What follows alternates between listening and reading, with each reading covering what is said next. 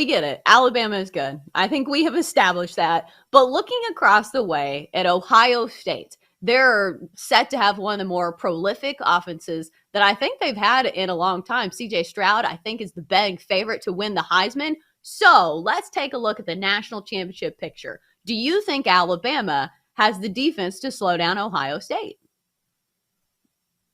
That's the part that I think we're all excited to watch, right?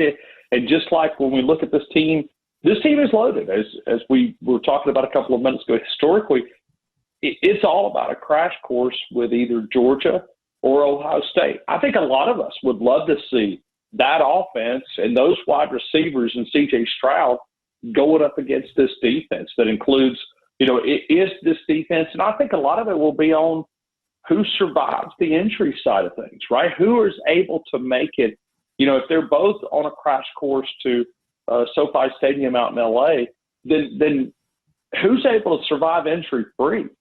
Because the other part of that transfer portal that we just talked about is depth, right? I mean, you begin to lose quality guys. I mean, I think Alabama lost like 19 guys. Now, they've got depth, but how many injuries can you survive? You look at so far the wide receivers here in Tuscaloosa, you've had two that have injured. You got another tight end that's injured. Now, they should be back at some point, but I'm just saying, who's able to survive that point? How about Ohio State? Do they make it all the way through their schedule and to be able to make it to L.A., with injuries to be able to survive? So I think that's the question.